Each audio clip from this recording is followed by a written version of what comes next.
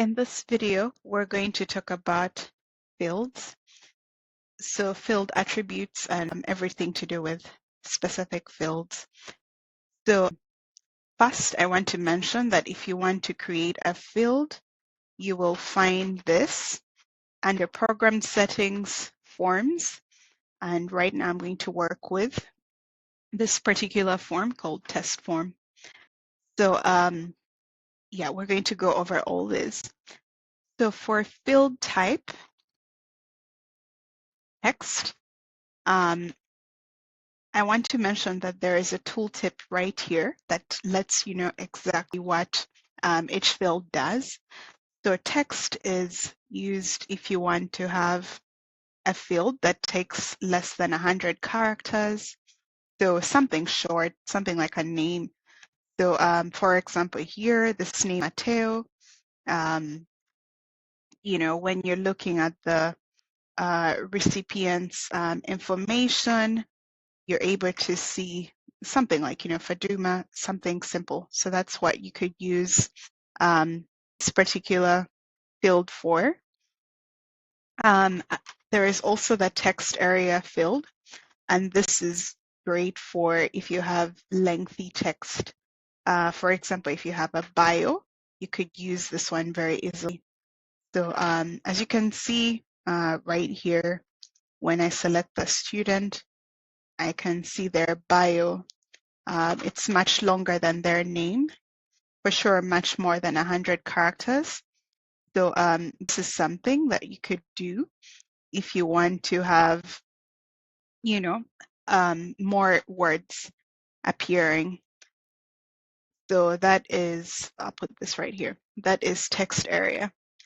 So then there is another field called static text. So this is helpful if you want to have your information to be unchanging and alterable across different programs and across maybe recipients or donors. Instead of changing, like having some information, you know, be changed throughout, like for all the different entities, you could very easily just add static text and it will be consistent for each and every one of them.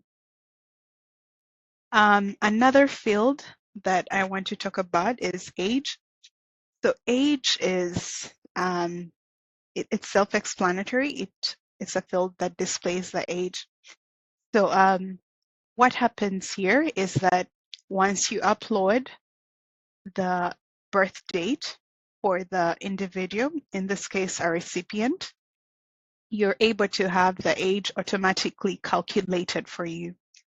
So age can be helpful if you want to display birthdays of students. So I'll quickly show you an example here. Yeah, I believe on this table. So I want to see the column for age.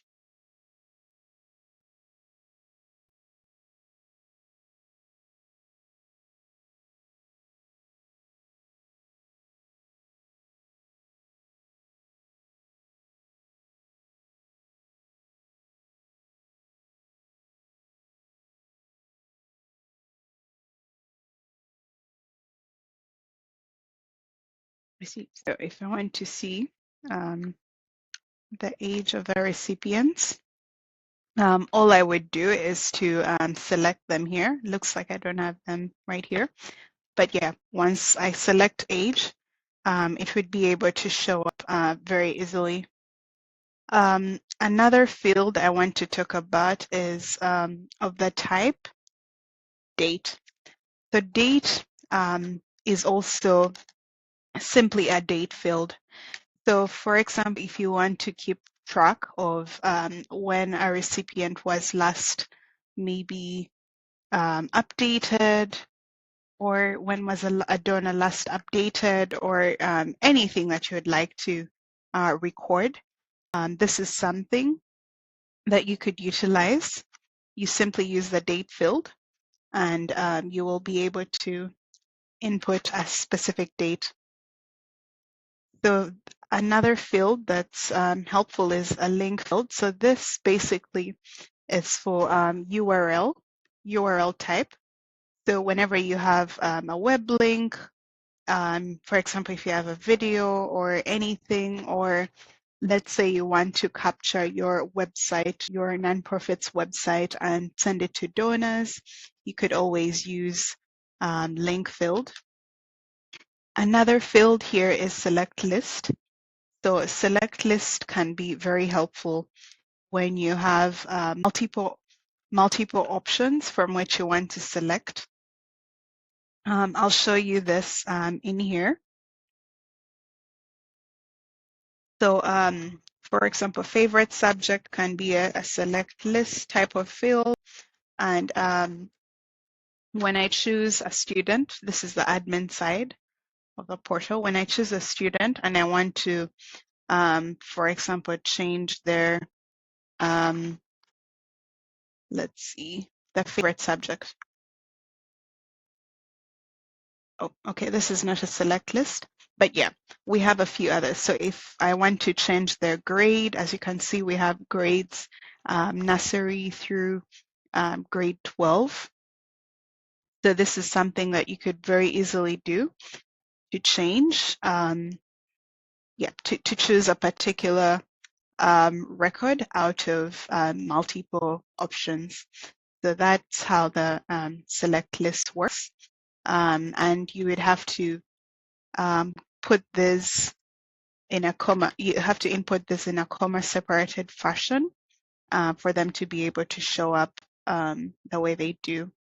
And another thing is that once you are when you're uploading the data for select list, it has to appear exactly the same way that you put here. So if you're uploading it through a CSV or something like that, you would have to make sure that it matches exactly. Another field type is the radio field. So a radio field is one that can simply be like a yes or no. So I will show you an example here. Would you like to have email correspondence with your students? So you could say yes or no. So this is basically a radio field. You have only one answer that's available, and it's basically a Boolean. Another field type that we have is the checkbox.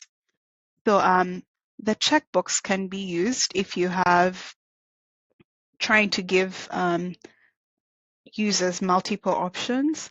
So for example, you're hosting a banquet and let's say you want to add, just different things, like is someone vegetarian? Are they, gluten-free, lactose intolerant? This should be comma separated.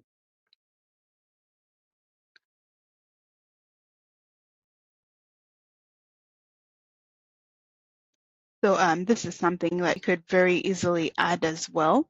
And so you would have multiple checkboxes from which they can select. It would look like this. You would have multiple checkboxes from which they can either select just one option or multiple options. So that's checkbox. It's different from select list. Looks similar, but it's different, and also different from radio. So another field we have is a table. So in case you want to have a table, you could very easily input some column headers right here, separated by commas, and then you'll have tables available for you. Another field type we have is auto increment. So what auto increment does is that, first of all, it's a unique field, it's a unique ID, and whenever a new record is added, first of all, it will be unique. This auto increment ID will be unique. And also, it will increase, like it will allocate an ID for each and every one of the new records. So that's something that can be helpful if you're trying to maybe do an import of maybe recipient IDs or donor IDs, you could do auto increment. Another piece, so this is with the field types. It explains all the different field types and how they work and how they show up. Yeah. So for the next piece, we're going to talk about the permissions of fields. So after you select your field, we have permissions. So we have permissions for everyone, donors and admins only. So the differences between this is that everyone is public. It just means that this field is public and can be seen by everyone. So for example, if you go to this site right here, you're able to see you're able to see the name, material. You're able to see bio. This is public, and those are details for the recipient. This is public. But when you go to sponsor, there is some information required of the donor, such as first name, last name, all this information.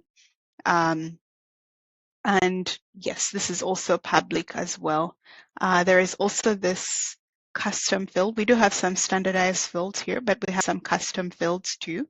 For example, if you're asking if donors would like to have email correspondence with students, you would have to make this field public if it's to appear here.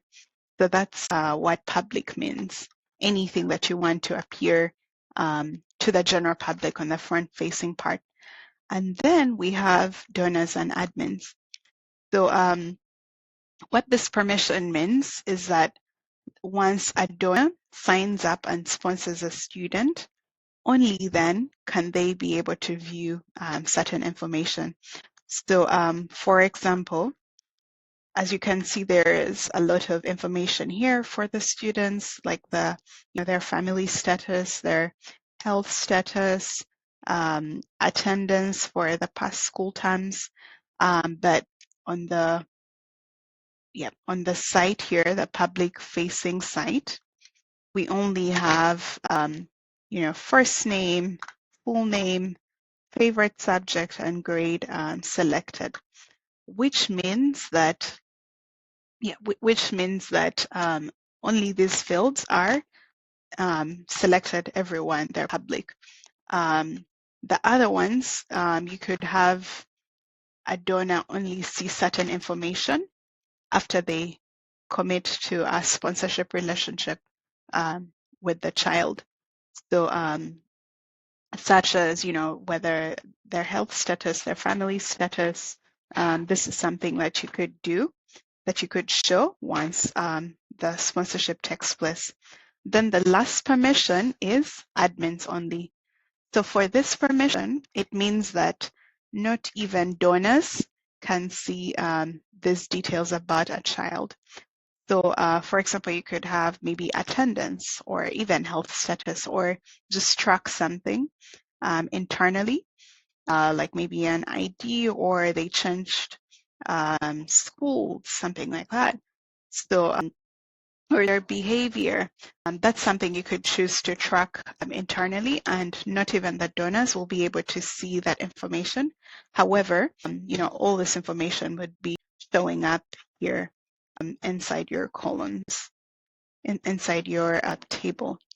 So that can be helpful, like maybe tutoring sessions taken.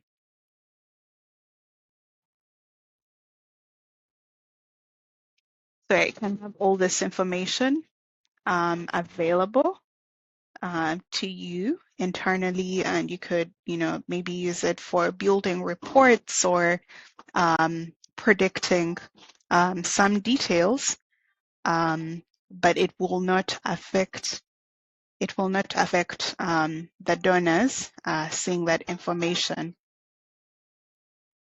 And then the next piece is talking about this other field details. So we have the title. So title can be used if you want this field to appear in a profile's title or name. So for example, this student has their title as Fatima. So when you go to the sponsorships here, you're able to see this field. You could add other fields, but you would have to select them as title. So you could say first name and maybe last name and choose them to be title fields. And only then can they actually show up here. So that's how title field works. And then another example is maybe for donors. If you create a donor and you, like when you have a donor and you want their first and last name to be title fields, that's something you could choose as well. And then I will talk about required. So what required option means is that if you want a field to be optional or required before the donor or student profile is saved, you would have to select this for that particular field. For example, here when you're entering your information, as you can see, the email is required. When you also go to this table, let's try to edit a recipient. Let me try to, yeah, we do have, the required or optional level here. So let's try to save without first name. It will immediately tell you that the first name is required, but if you save without, oh, it's required as well.